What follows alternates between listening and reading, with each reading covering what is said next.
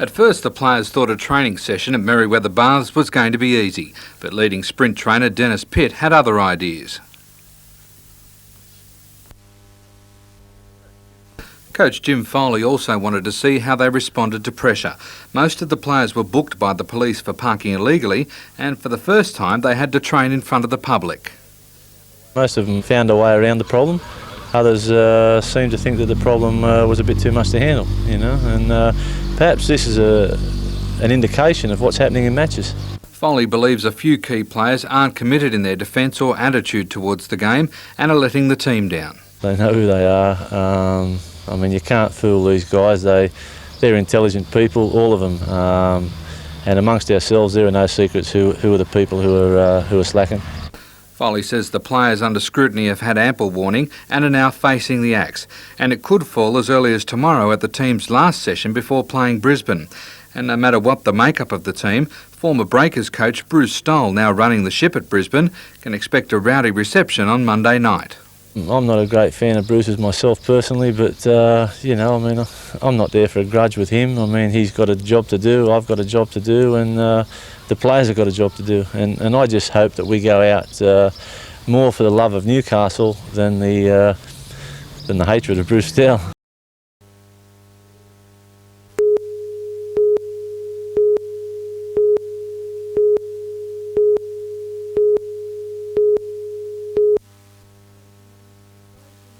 Those who managed to recover from the hangovers from last night were keen for an exciting day at the Turf Club.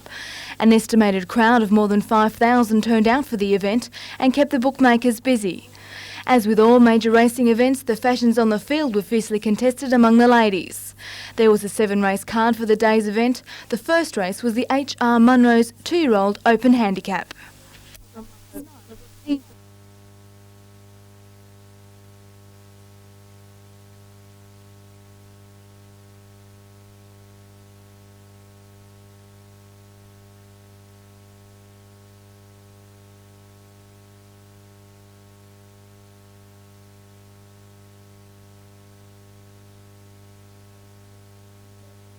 First across the line was Strong Polish Ruth Cooper, second was Midnight Gypsy, and third Flaming Arrow.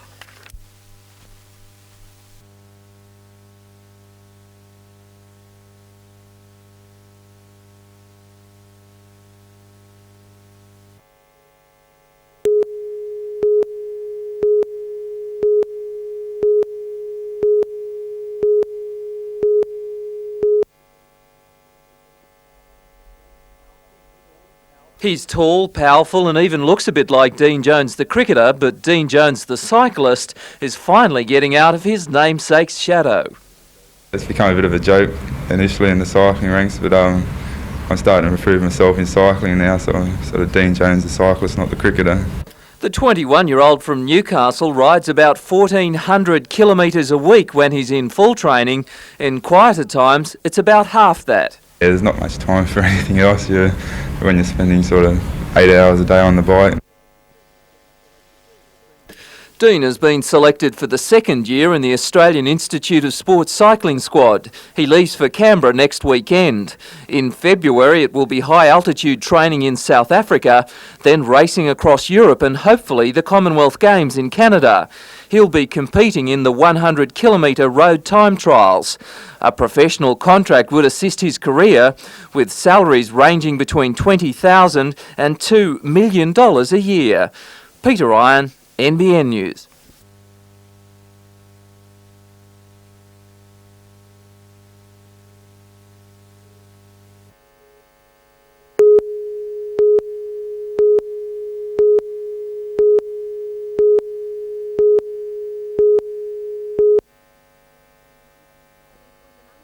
It was an uncontrollable situation around Lake Macquarie and the western side of Newcastle. The main blaze swept through Cardiff and onto Garden suburbs, thrust by gusty winds that continued to change direction. Homes near the main rail line were the first threatened. Residents did all they could to try and stem the outbreak, but the roaring fire could not be contained. 2 houses were damaged, fences burnt to the ground. Volunteers helped in any way they could.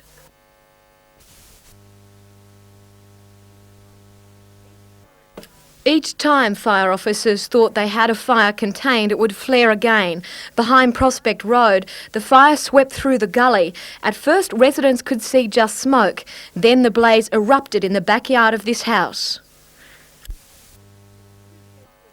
2 sheds were destroyed, the fire licking the roof of the timber residence. Somehow officers managed to save the house. Nearby owners hosed down their properties, using whatever resources they could muster. A number of people were treated for smoke inhalation by ambulance officers. As fast as brigades could save a property, another was threatened as the fire continued its unpredictable path southward. It skirted the Garden Suburbs Public School, neighbouring bush exploding into flames. Houses along Progress Place were evacuated, residents there also hosing down their properties. Just after 4, the fire jumped Mile Road and headed towards Garden Suburbs Nursing Home. More than 100 residents were evacuated. The sky so thick with smoke it was hard for officers to see just what they were doing. In a stroke of luck, the fire skirted around the nursing home. A short time ago, it had crossed Hillsborough Road.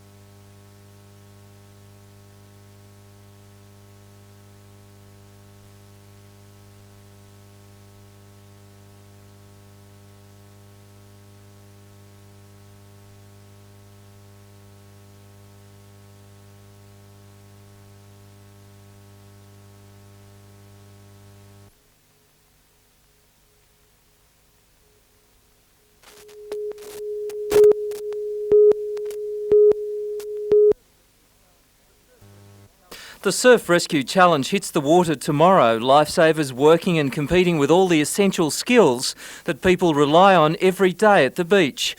Swimming events, board and IRB rescue. 9 local clubs will compete at Newcastle Beach. The winning team will represent the region at the grand final at Manly in February. To surfing on a board, and the Cathode Classic gets underway this weekend at Catherine Hill Bay. Last year conditions were atrocious and it can only get better this year. The Cathode Classic is just that, a classic with some of the best local surfers taking to the water. Peter Ryan, NBN News.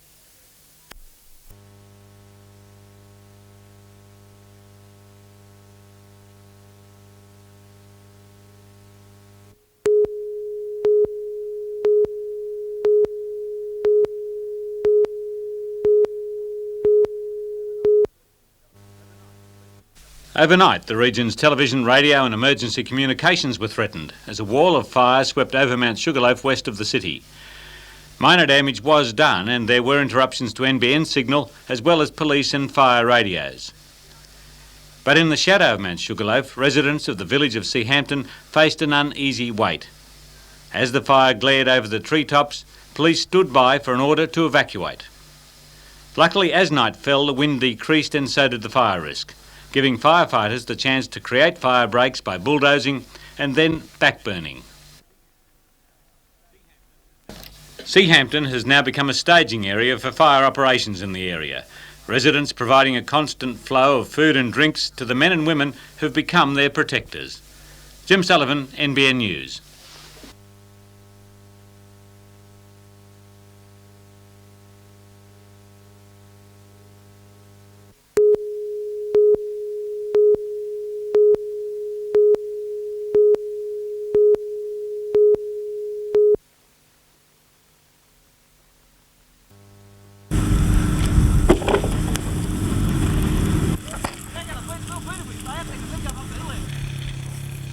In the hills behind me, farmers are fighting to save their grazing land and cattle.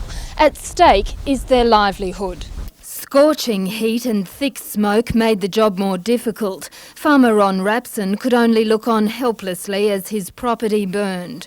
His mates did all they could. However, with only limited firefighting equipment and a strong gusty wind, it was a losing battle. For Ron Rapson and other farmers like him, it was a costly day. We've had storms and that has kept the feed going, and it's been nice and green after we got this extremely hot, windy weather, and it's burnt it all off. Fire Control Headquarters is keeping track of the losses to the local community. They want this grass for their stock, so we just got to save what we can and hopefully just keep it away from getting further into places where it might damage buildings and sheds and other people's property. Some farmers have suffered stock losses. The rugged terrain is making it harder to bring the blaze under control. Ironically, the fires are burning a short distance from Chichester Dam, the main water supply for the Hunter. Its close proximity, though, is no help to these firefighters. Jane Anderson, NBN News.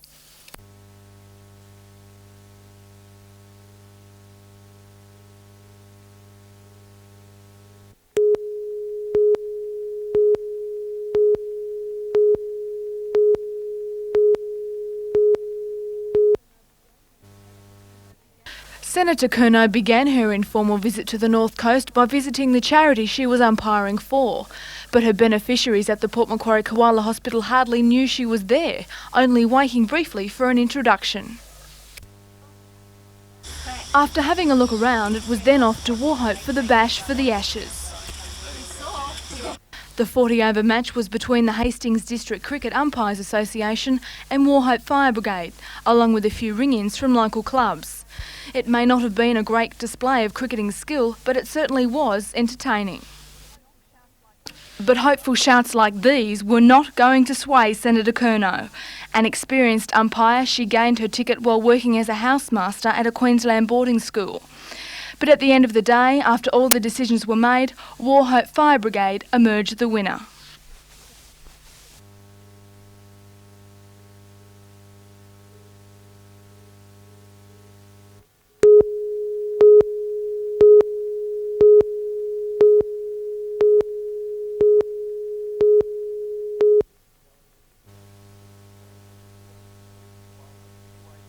While the situation Hunter, people are starting to count the cost of the greatest tragedy to hit the region since the earthquake. Insurance assessors believe the payout in claims could reach the $2 million mark. Where appropriate, we're making payments on the spot to people who are in urgent need of money. They've obviously lost every possession that they've got, so $5,000 here or there would certainly enable them to get back on their feet straight away. Anyone with insurance queries is advised to contact their agent immediately. Also today, Newcastle's Lord Mayor, Councillor John McNaughton, confirmed he would be happy for part of the $1.4 million left in the Earthquake Appeal Fund to go to people left destitute by the bushfires. The Supreme Court may be required to give an order to allow us to wind the fund up in a way that will allow it to go on to other victims. If it goes to the Supreme Court, the money could take 3 to 6 months to come through. Meanwhile, police, fire brigade and ambulance chiefs and local government officers held an informal meeting today to review disaster plans of the past week and prepare for any immediate threat. Overall, the work of emergency services was deemed a success. One idea is to involve Neighbourhood Watch in keeping an eye on bushfire outbreaks. Residents were also called upon to restrict the fire risks on their own properties. Peter Ryan, NBN News.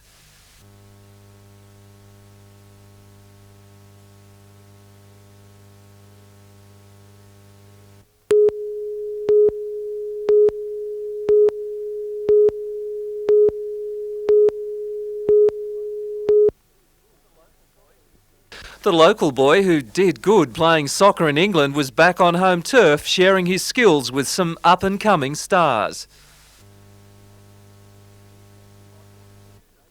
Hot in pursuit, a BBC film crew making a documentary on the soccer boot Craig helped to design, a shoe he believes will give the sport a huge boost. Took about 5 years in development to actually convince some of the best players in the world to wear it, and now that they do, they love it. It wasn't designed for them.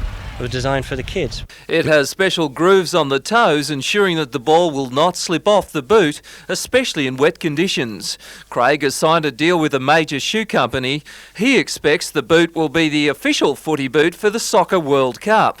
Meanwhile, Craig is being tailed by a BBC crew across the world. They went to Vegas, they went to Dublin, Paris, Germany, Australia now, so they follow me all over the place, but they're actually good blokes, so I don't mind.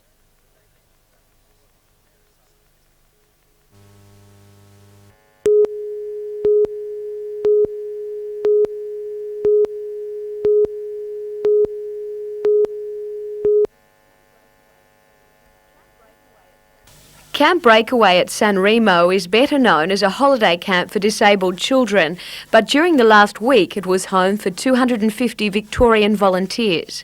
At the height of the crisis, they worked alongside local firefighters and managed to protect several communities, including Wyong and parts of Gosford.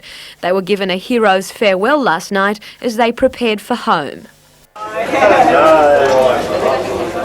There was praise for the staff of Camp Breakaway. Yeah, well, the most memorable thing about our stay is the hospitality. I mean, all the staff here at Camp Breakaway have been great. With a long drive ahead, the convoy of 25 trucks and buses headed off into the night.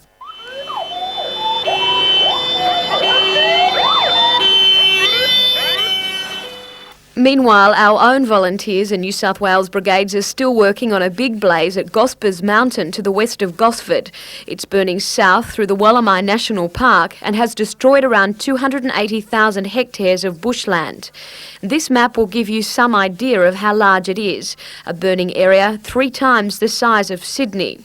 With no major blazes in the Newcastle area, pollution levels are finally returning to normal. Today's reading at Wallsend was 30, still a little high. In the city it was 9, which is average. Compared with the last 2 weeks though, it's a vast improvement. Just 2 days ago, when the region was blanketed by smoke, the pollution index peaked at a record level of 244. The Environment Protection Authority says the levels are only temporary and as such are not a concern. What will clear the air though is a good downpour of rain, but this afternoon's feeble fall failed to do that. Jodie McKay, NBN News.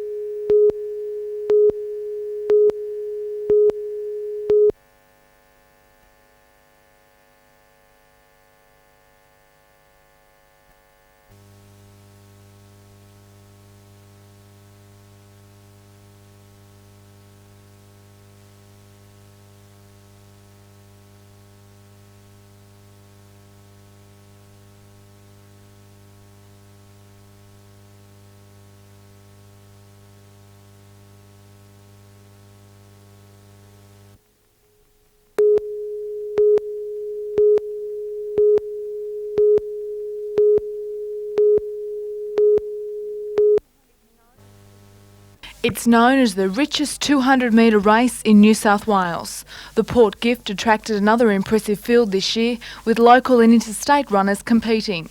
Sydney sprinter Chris Dennis overcame a challenge from Olympian Melissa Moore in the semi-finals to line up for the main race.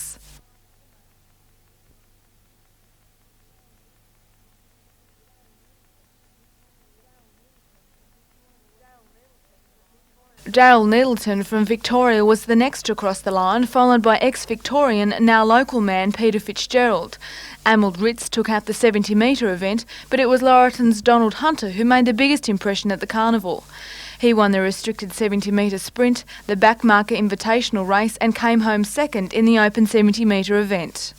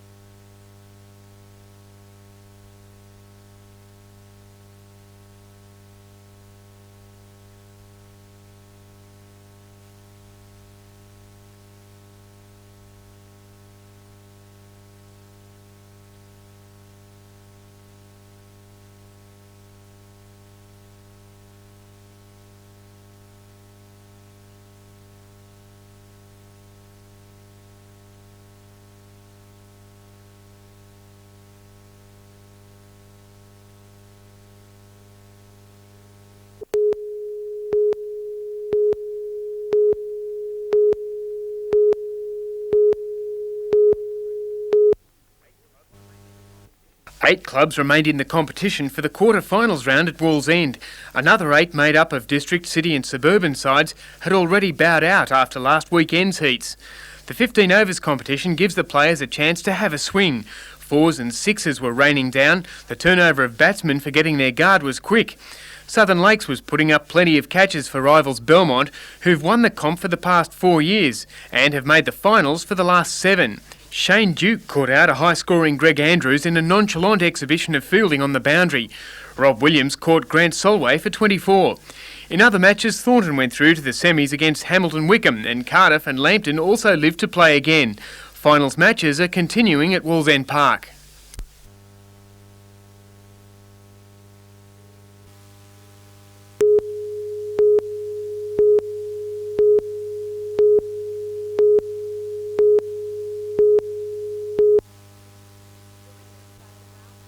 The Richmond Vale Rail Museum near Curry is surrounded by blackened trees, a telltale sign of the fire that ringed the historic site earlier this month.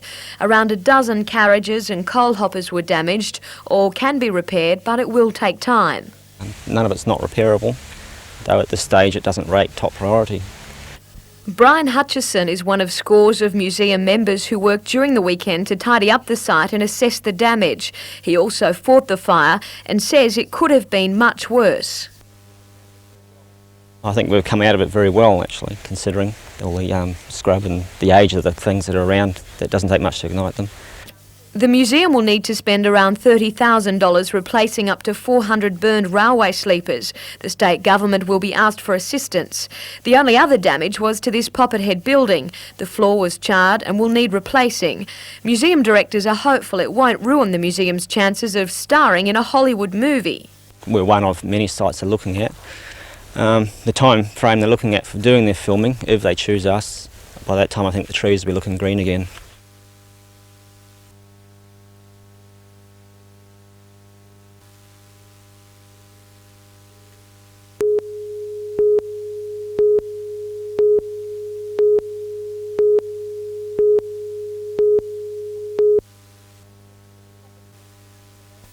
On the first training day, there was a different way of collecting the garbage. Slowly replacing the 3-man units are single drivers for 14 new trucks with a special suction-padded lifting arm, each costing nearly $250,000. Lifting mechanism is designed so as to cradle the bin and to place less stress on it when during the emptying period, so that should give a longer life to the bin as well. The single operator system offers the latest in state-of-the-art technology, complete with sophisticated operating systems, including special cameras and monitors. And residents are being systematically notified to place bins 1 metre from the curb with handles facing their house. Probably the best position is adjacent to your driveway. We find that provides for simplicity of collection service. One-man collection services have been operating in parts of the Hunter for some time, including Singleton, Port Stephens, Lake Macquarie and Gosford on the Central Coast. So why has it taken Newcastle so long to pick up a high-tech approach? We've been doing investigations over the past 18 months as to the best vehicles for council. We consider that that investigation has allowed us to get state-of-the-art equipment which is best suited to the needs of Newcastle. After an initial phasing-in period, all one-man units are expected to be fully operational by mid-year, servicing Newcastle's 49,000 households. Melinda Smith, NBN News.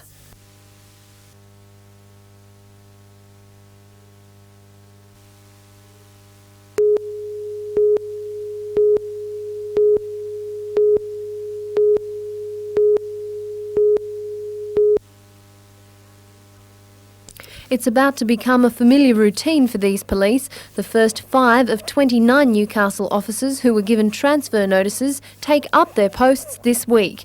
But it's a bitter pill. All are senior constables who have lived in the area for about 10 years and were told their jobs were secure as long as they didn't apply for promotion. After commuting up to 2.5 hours to get to the work site and doing your 8.5 hours, then coming back another 2.5 hours, after a period of time that would take its toll.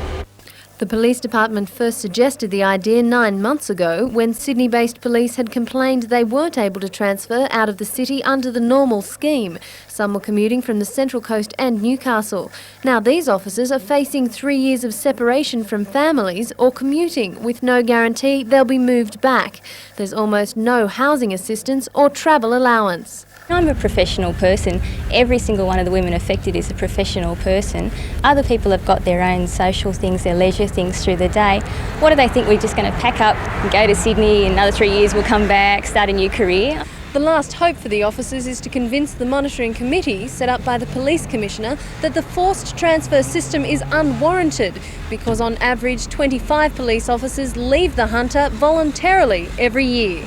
It can be done at our attrition rate, and there will be no need for us to move out, and they'll be brought back very quickly. Individual appeals against the moves have so far been unsuccessful. The deadline for the monitoring committee to make its final recommendation is the 25th of May. Joanne Shoebridge, NBN News.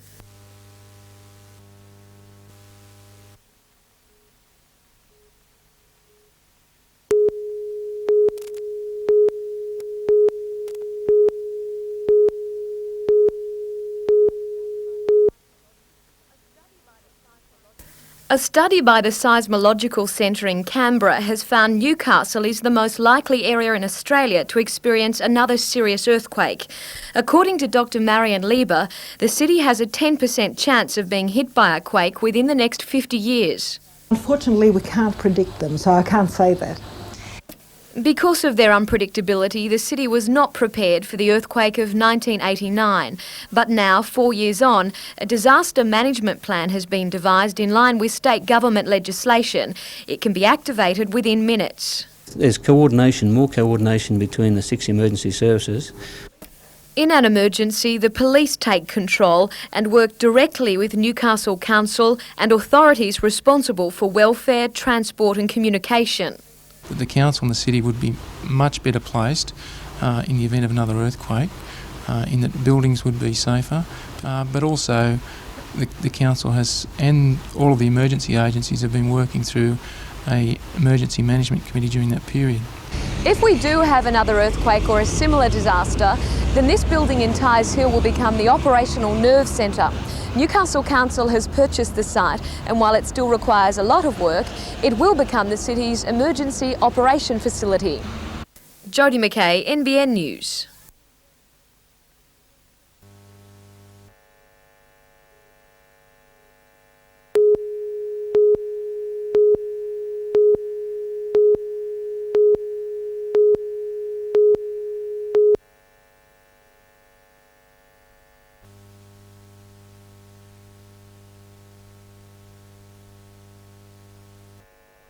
Home for lighthouse keeper Wayne Kelly and his family at Seal Rocks on the mid-north coast is simply a spectacular place. It's the isolation, the beauty, the colour of the water, the pristine beaches where there's just no litter or anything, and the stars that we see here compared with what people see in the cities. There's no comparison. Wayne is so taken with the area he began tours of the lighthouse, the only keeper of 18 around the country to accept paying customers. It's been such a success, he's already won a Hunter Valley Tourism Award and a Great Lakes Award. Out of his normal working hours, he charms groups with stories, history, facts and figures, words on whales, shipwrecks, the local environment. You see it all happening all up here. This is all nature in the flesh. But time is catching up on the 119-year-old building. Technology is taking over. By July next year, every lighthouse in Australia will be fully automated, and that means no jobs for lighthouse keepers. But Wayne Kelly has a plan. He wants to stay on here and show tourists around full time. A life after lighthouse, because we are eventually going to be redundant, and the lighthouse has always been part of our life, and we want it to continue that way. So tourism is the way to go. That decision lies in the hands of the authorities. This newfound tourist officer is hoping they'll see the light. Peter Ryan, NBN News.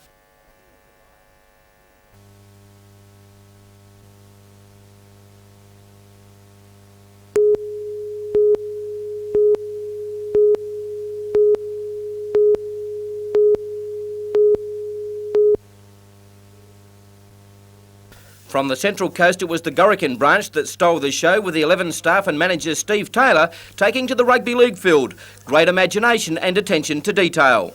Hockey 1, Hockey 2 and Hockey 3, Grafton, you are the winners on the North Coast. What an effort to create an international hockey field, and love that crowd scene. Out west, and Joanna Kane and her staff at the Narrabri branch collected the North West prize. Their topic, surfing. Where would you find a surfboard in Narrabri? To Newcastle, and it was a tie for first. Mayfield took on the difficult task of portraying water polo and did a magnificent job. They even challenged the local club's first grade team. Cardiff was the other joint winner. Wave skiing was their subject, and they based their display around finalist Lisa Ryan and a videotape presentation. Rounding out our winners, from the Northern Rivers and Broadbeach chose, surprise, surprise, surfing, and it was hang 10 for all to see. Well done to all the St George Bank branches in northern New South Wales and southern Queensland, and a big thank you from NBN Television.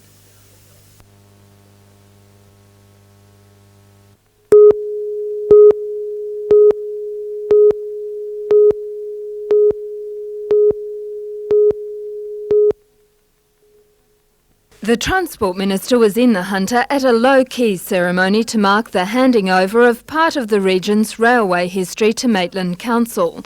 Following the closure of Cardiff workshops, the number 1042 steam locomotive is on display in Ministers Park, visible to anyone driving into Maitland from Newcastle.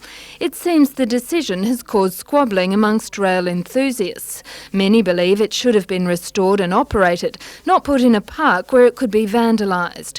The Minister was unconvinced. Well, I think it's a great place because it's highly visible. It reminds everyone in Maitland about the great rail connection of Maitland at the junction of the railways. At the ceremony, Mr Baird announced that the future of 3 state rail-operated quarries will be known by mid-February. Martins Creek Quarry, like 2 others, supply crushed stones known as ballast for railway lines. The decision about whether or not to privatise the quarries is the subject of a consultant's report, which is being considered by the government. Well, I will make it public middle of February, so just ask them to be patient until that. Jane Anderson, NBN News.